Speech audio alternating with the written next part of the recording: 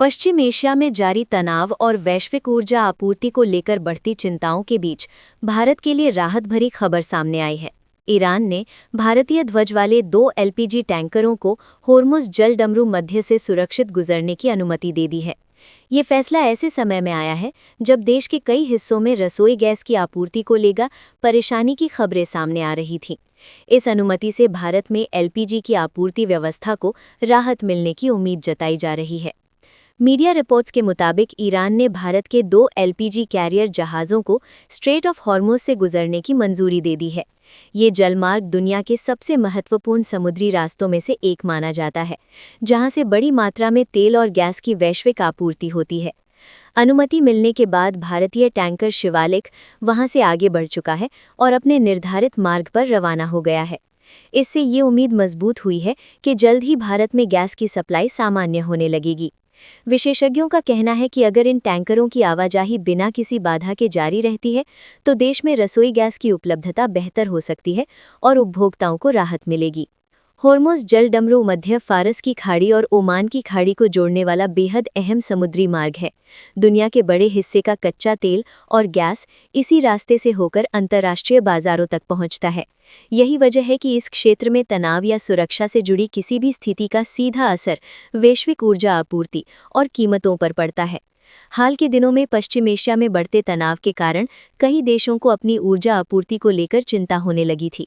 ऐसे में भारतीय जहाज़ों को सुरक्षित रास्ता मिलने को भारत के लिए एक सकारात्मक संकेत माना जा रहा है।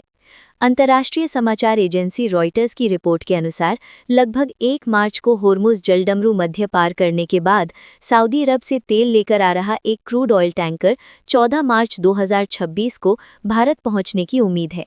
यदि ये टैंकर तय समय पर भारत पहुंचता है तो इससे देश की ऊर्जा आपूर्ति व्यवस्था को और मजबूती मिल सकती है। ऊर्जा विशेषज्ञों का अनुसार है कि इस तरह की नियमित आपूर्ति से घरेलू बाजार में एलपीजी और पेट्रोलियम उत्पादों की उपलब्धता बेहतर होती है।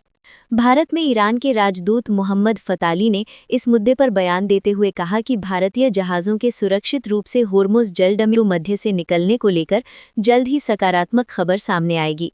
उन्होंने भारत और ईरान के रिश्तों को मजबूत और दोस्ताना बताते हुए कहा कि दोनों देशों के क्षेत्रीय हित कई मामलों में समान हैं। ईरान का मानना है कि भारत इस क्षेत्र में स्थिरता और सहयोग का महत्वपूर्ण भागीदार है। राजदूत ने ये भी संकेत दिया कि दोनों देशों के बीच ऊर्जा और व्यापार के क्षेत्र में सहयोग को आगे बढ़ाने के लिए सकारात्मक माहौल बना हुआ है।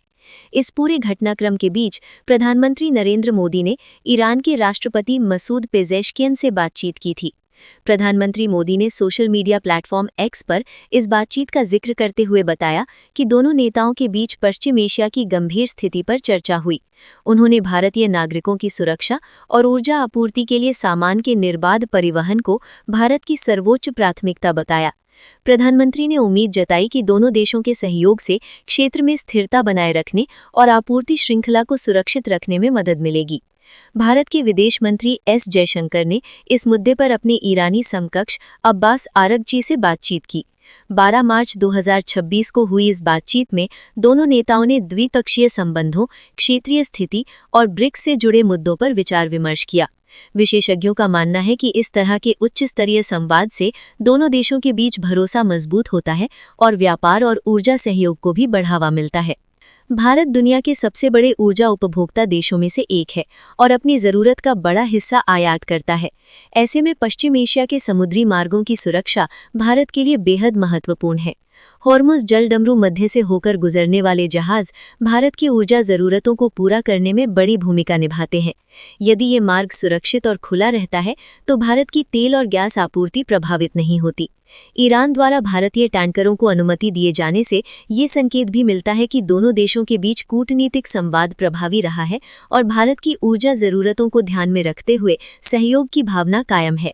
पिछले कुछ दिनों से देश के कई क्षेत्रों में एलपीजी की कमी को लेकर लोगों को परेशानी का सामना करना पड़ रहा था।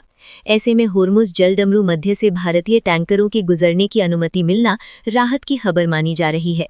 यदि आने वाले दिनों में टैंकर सुरक्षित रूप से भारत पहुंचते हैं और गैस की आपूर्ति सुचारू रहती है तो घरेलू बाजार में रसोई गैस की उपलब्धता में सुधार देखने को मिल सकता है। ऊर्जा विशेषज्ञों का कहना है कि अंतर्राष्ट्रीय परिस्थितियों के बावजूद यदि आपूर्ति चेन सुचारू रहती है तो देश के उपभोक्ताओं को जल्द ही इस संकट से राहत मिल सकती है।